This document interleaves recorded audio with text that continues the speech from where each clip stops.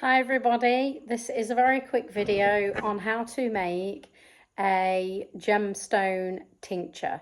So, apologies for the hands first. I've been peeling beetroot and cooking home cooked beetroot, so they might be a little bit stained still. Basically, okay, so let's get started. All you will need, it's very simple, is a gemstone. This is a tiger's eye. Make sure that the gemstone is ethically sourced and natural and undyed. Okay, and you will need 2 glass of a bowl, and probably you can either have a bowl, another bowl, or a jug, whatever it is, something that fits one inside another. So obviously you've got your spring water, or highly filtered water. I don't use distilled water. I don't really like distilled water. I want to use fresh live water. So the first thing I would do is go to a reputable source, a spring, to get water, or secondary get spring bottled water. So it's entirely up to you, but you know, I really don't want to be having distilled water. That's just personal. And I prefer the source to be fresh, live, and coming from the earth how it was supposed to and is meant to be. So if you can, just get 2 glass items. Now these 2 glass items, ideally only use them to make gem elixirs.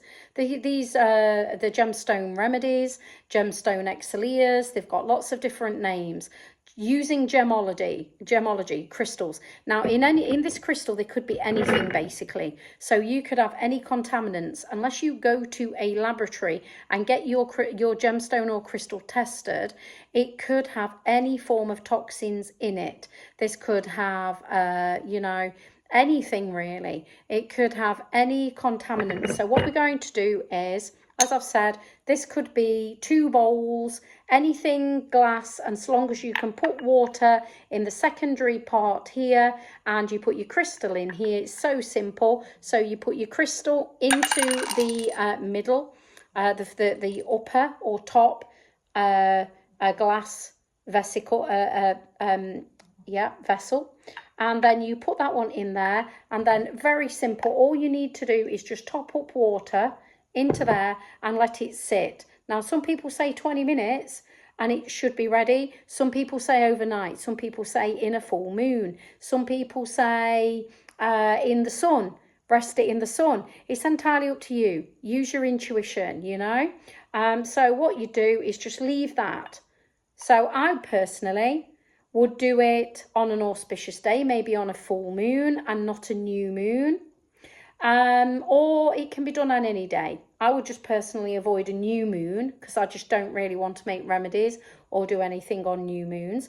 And then what you can do is use this water. This would then infuse with the gemstone inside. So this is tiger's eye. It would make a tiger's eye gemstone remedy. Now this water here, once you've left it overnight, you can then place it. I'm just going to move this gemstone out of here. You could place this into the your glass or your water bottle and drink straight away. Okay, and that will bring the energetic frequency of tiger's eye into your body, and it will create a beautiful lock and key to the energetic frequency. So look up what your gem means. What does the gem mean? How is it going to help you? And then what you can do with this, you can make homeopathic remedies, but we're not going to do that in this video.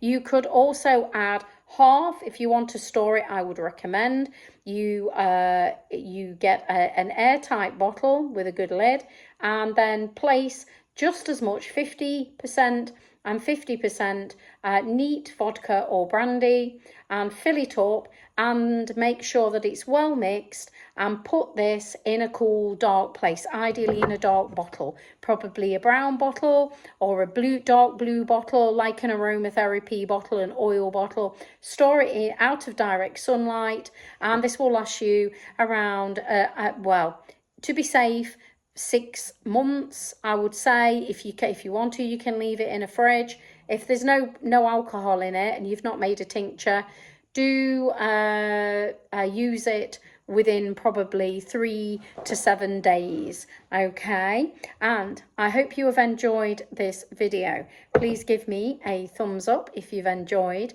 this video, and I hope you enjoy making your gemstone remedies. You can comment below what gemstone remedies are your favorites. Which ones do you like? Which ones work really well for you? Obviously, you'll know which gemstones you want to use your remedies for, but this video is just talking you through the basics of how to make a gemstone tincture or a gemstone remedy and how to use it. So there's no right or wrong way to take them, you know, there's no dose as regards to the gemstone remedy. You know, take as much or as little as you want.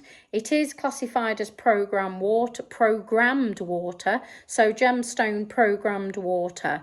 So when you have it, this beautiful energy will entrain into your body, and it will imbue and kind of entrain your energetic frequency. So kind of it works with color therapy as well, chromotherapy. So obviously, like this crystal here is blacks, browns, golds, the beautiful tiger's eye. And if you're working with this, it's the gold ray. You know, you're looking at the gold ray, the black ray, the silver ray. And for you to use that, it will be very good for your solar plexus all the way through to all of your lower chakras. So depending, you know, if you have carnelian, it's going to be really good for your sacral chakra because it's orange. Red jasper will be very good for your root chakra, but also your chakras that are symbiotic chakras, so connected chakras. Connected chakras are root and heart.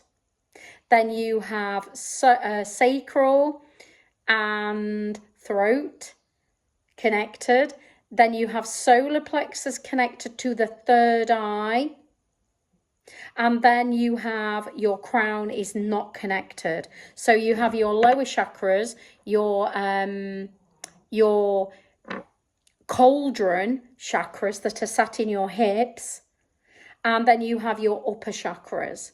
So and then your crown chakra is kind of clear and open. So I really do hope you've enjoyed this video. So enjoy doing your remedies, and let me know below which remedy you made and how much you loved it. Namaste, so much love. Thank you very much for watching. This is Cara at Wiseroots. Bye.